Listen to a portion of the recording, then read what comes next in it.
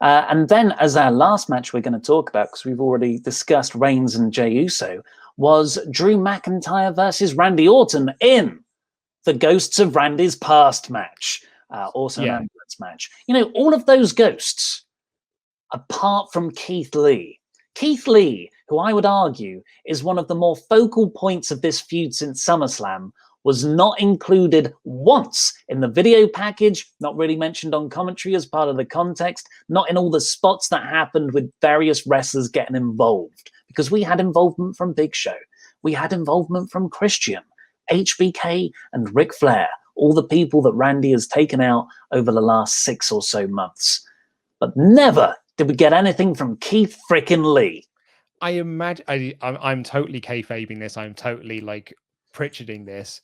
He's selling the punt because Randy punted him on Raw. So I'd like to think he was, you know, off TV because he's selling the punt to, you know, make sure that move stays, the integrity of that move is intact. After Shawn Michaels trying to destroy it as best as he could. But yeah, this really, it was not the match I was expecting this to be. Really, of like all the predictions that we had throughout the week that we did, that we, you know, been chatting with other wrestling fans, at no point did anyone think, this will be the match where babyface Drew McIntyre is helped by Big Show, HBK, Christian, and Ric Flair to an extent. But Randy is always on top no matter what happens. It was a really weird match. Like, I don't think it made Drew look rubbish. You certainly couldn't say they buried Drew McIntyre in this match. But it didn't make him look great because, you know, like HBK, like super kicks Randy Orton on top of the ambulance and then pushes him off the top of the ambulance while Drew's selling on the floor. And then the very next thing that happens is Randy RKO's Drew McIntyre. So it was like none of it mattered, like really. And Randy just almost like constantly remained on top of the match. Yeah, they were just spots for spots' sake, I think, very superficially done. If you haven't watched the match, folks, it wasn't a thing where all 4 guys came out and attacked Randy after Randy had done something particularly heinous. It was placed quite sporadically throughout the entire match. Within a few minutes, Big Show did the first spot of interference where he grabbed Randy's leg. Then about 5 minutes after, Christian jumped Randy when they brawled backstage. About 5 minutes after that, it was HBK super kicking Randy on top of the ambulance. And exactly like Luke said, Randy is still on top for most of this, despite all the assistance Drew was getting. It's completely backwards psychologically. I'm not against the idea of it. I think, you know, the idea of all of these consequences to Randy's past actions coming back to get revenge on him is a really, really good story. I would have told that story in a way that didn't make Drew look so weak. But I think that's a good story, but not for now, because I was really into this Drew-Randy feud, particularly after SummerSlam and that extraordinary match where no finishers were hit. And maybe this is my fault. Maybe it's a classic case of, you like the story that WWE are telling you, but no, you just read too much into that. That's not the story they're telling. Because what I thought was happening was that they were telling a story around finishers, about who is the best wrestler. Randy and Drew didn't hit an RKO, a punt, a Claymore, nothing like that in the SummerSlam match. And in the backstage scuffles since, they've been getting, you know, going 1 apiece, 2, and ultimately tied at 3 punts or Claymores backstage.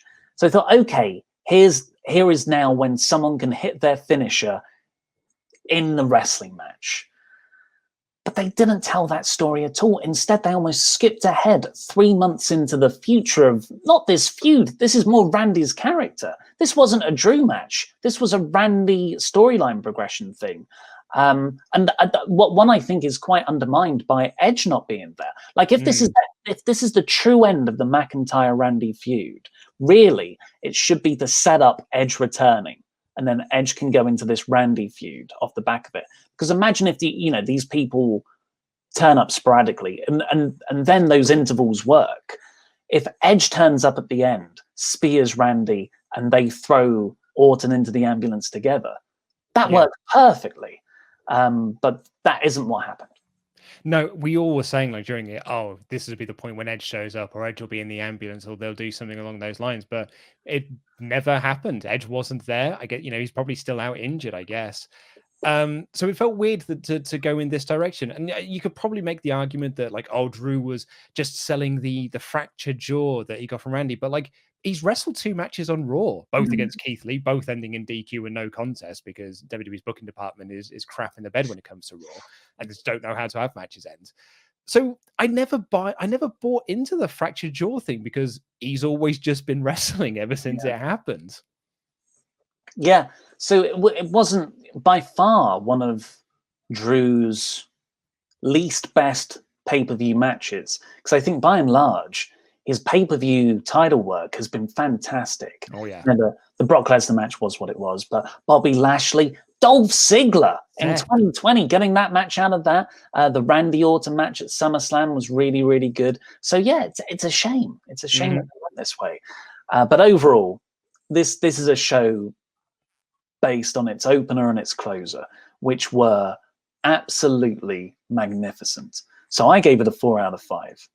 Yeah, I totally agree with you. A 4 out of 5. Last thing I just wanted to mention on the Drew McIntyre thing, when people say like, hey, WWE's not doing the same thing all the time. They do loads of new fresh stuff.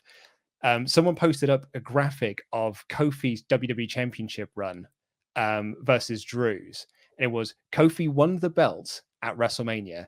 He faced Dolph Ziggler at Extreme Rules. He faced Randy Orton at SummerSlam, and he faced Randy Orton at Clash of Champions. Oh no, he's going to lose it in the draft. Exactly. Brock's going to come back. Brock's going to get drafted to Raw. He's going to beat him on an episode of Raw in 4 seconds. God damn it.